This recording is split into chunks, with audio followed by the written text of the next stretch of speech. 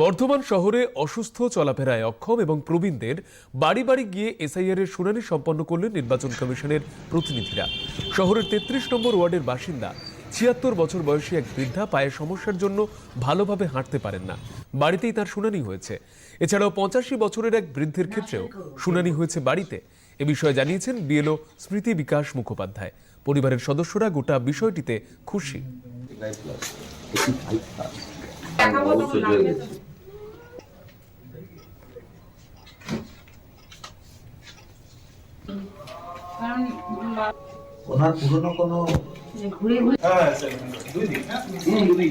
ওনারা এই কারণে এসেছিলেন, কারণ এই বাড়িতে যার হেয়ারিং হলো উনি বয়সজনিত কারণে একটু অসুস্থ আছেন আর কি। সেই জন্য উনি অ্যাপ্লাই করেছিলেন আমার কাছে যে ওনার হেয়ারিংটা যদি বাড়িতে করা হয়, তো সেই জন্য ওনার হেয়ারিংটা করার জন্য বাড়িতে আসা হয়।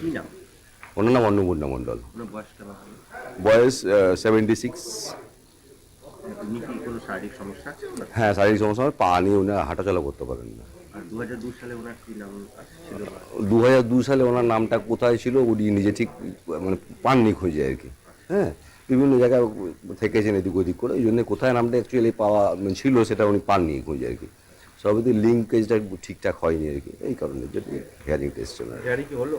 হ্যাঁ, হেয়ারিং হলো।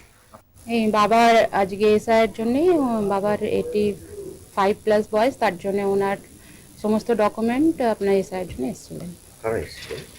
ওনার ভিডিও মানে যারা এসআইআর করছেন অফিসিয়াল পারসনসরা, ওনারাই এসেছিলেন। আপনার শ্বশুরমশাইয়ের নাম? বাবার নাম সুকুমার কর, বয়স 85+। উনি কি কোনো শারীরিক সমস্যা? না, ওনার কোনো শারীরিক সমস্যা নেই, বার্ধক্যই যেটা সমস্যা, সেটা কানে একটু কম শোনেন। আর বার্ধক্যজনিত, এমনি শারীরিকভাবে কোনো রকম অসুস্থ নন উনি। আমরা যে বাড়ি উনি যেতে পারবেন না, ভালো হাঁটতে পারেন না, তো ওই জন্য, আর খুব ঘন ঘন টয়লেট যান, তো বাইরে ওনাকে অফিসে নিয়ে যাওয়াটা ওটা অসুবিধা, সেই জন্য বাড়িতে এসে বলেছিলাম করার জন্য। এআরও এসেছিলেন আর অ্যাসিস্ট্যান্ট, নামটা বলতে পারবো না, পোস্টটা, তিনজন হিয়ারিং এসেছিলেন এফআইআর। আমার মায়ের কি নাম ওনার? অন্নপূর্ণা মণ্ডল, 78-80। কি সমস্যা? সমস্যা বলতে পায়ের বাতের, ওই আমাদের যে বিএলও আছে তাকে বলেছিলাম যে অসুস্থ পায়ে হাঁটতে পারেন না, তো বাড়িতে যাতে হেয়ারিংটা হয় সেই ব্যবস্থা করবার জন্য, যে আমি অ্যাপ্লাইও করেছিলাম। তারপরে প্রেক্ষিতে ওনারা এসেছিল? হ্যাঁ। ওনার কি 2002 সালে ওনার নাম আছে?